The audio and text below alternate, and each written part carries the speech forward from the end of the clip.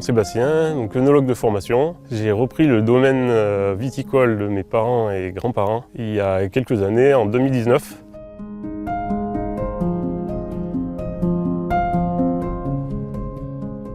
Le domaine familial a été créé par mon grand-père dans les années 50, donc après la guerre. Donc au départ, il n'avait que des vignes. Ensuite, il a créé la cave dans les années 50, donc pour vinifier principalement de la Clairette de Die, donc des vins effervescents. Il avait également quelques vignes sur des cépages gamay et pinot noir pour faire quelques bouteilles de rouge et rosé. Donc le domaine ensuite a été repris par mon père en 1986. Donc là, les vignes de rouge ont été arrachées et ont été replantées sur les cépages muscat et clairette pour fabriquer essentiellement de la Clairette de Die.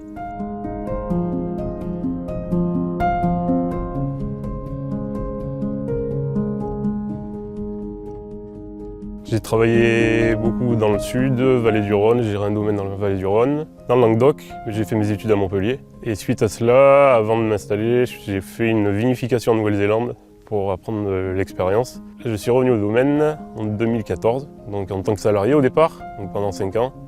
Puis ensuite, j'ai repris le domaine à la suite de mes parents quand ils ont pris leur retraite en l'année 2019.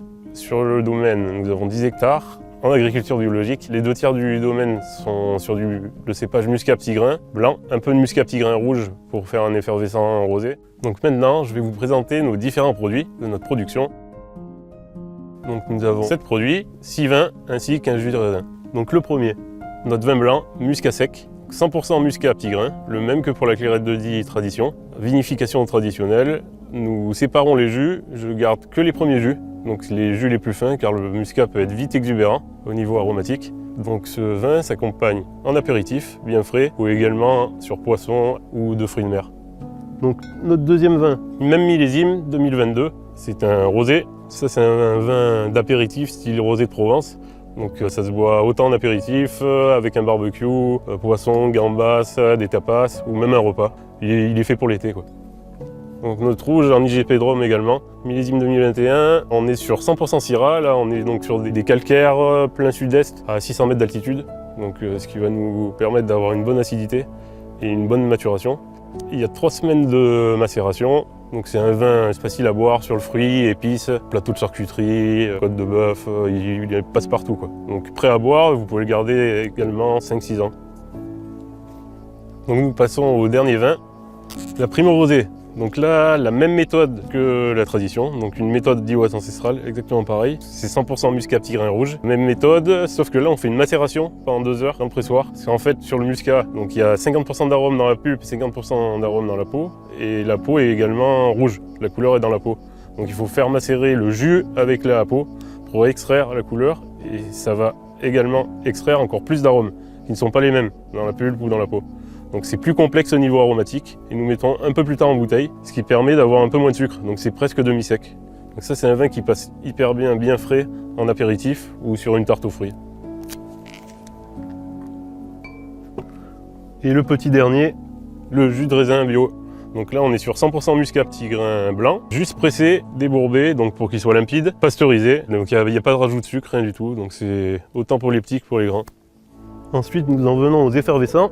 Donc notre Clairette de Die brute. Donc ça c'est une méthode traditionnelle, donc ex-méthode champenoise. Donc là c'est 100% cépage Clairette, donc un cépage que vous trouvez dans toute la vallée du Rhône, Provence, un cépage qui vient du Gard. Il y a 2 fermentations, donc comme une méthode champenoise. Première fermentation en cuve, donc on fait un blanc sec. Ensuite on rajoute une liqueur tirage. Ce qu'on appelle une liqueur tirage, c'est du sucre et levure qui sont dosés et qui sont mélangés à ce blanc sec. Donc tout va être remis en bouteille avec une capsule. Donc la deuxième fermentation aura lieu en bouteille. Après cette deuxième fermentation, nous faisons un élevage de 24 mois, ce qui va permettre à changer le niveau aromatique. On ne sera plus sur des arômes fermentaires, mais plus sur des arômes minéraux qu'on appelle tertiaires en œnologie. Et donc ensuite, après ces 24 mois, on va faire le dégorgement. Donc le dégorgement, en fait, c'est ce qui va nous permettre d'enlever tout le dépôt et de reboucher avec un bouchon en liège et un muselet, comme vous pouvez voir sur les pupitres qui sont à nos côtés. Donc ce vin se boit autant en apéritif, avec poisson, fruits de mer, après avec un repas, il y en a certains qui peuvent le boire avec un dessert aussi.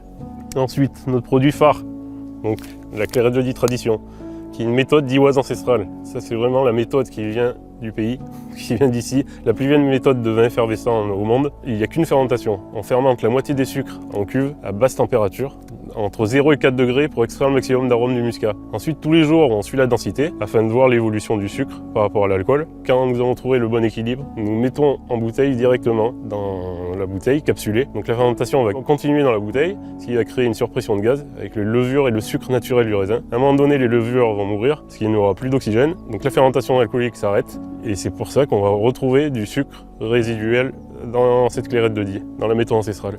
Mais sucre naturel, pas de rajout de sucre. Donc ensuite, le vin est filtré, la bouteille est re-remplie, bouchée, muselée et après étiquetée.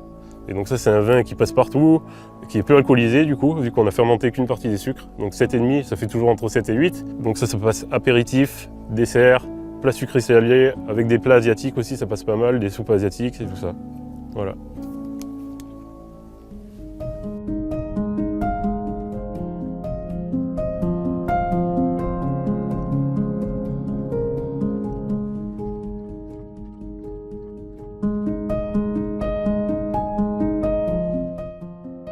Nous avons donc deux terroirs complètement différents, car le Diois en fait est sur beaucoup de marne, donc ce qu'on appelle la marne bleue, c'est ce qui apporte de la minéralité sur nos vins et une très bonne maturité. En plus, nous sommes vraiment bien exposés. Toutes nos parcelles sont exposées plein sud-est. Donc la particularité de ce terroir très calcaire, c'est que les racines descendent très profond, donc ce qui nous permet en temps de sécheresse d'avoir quand même de beaux raisins, quoi.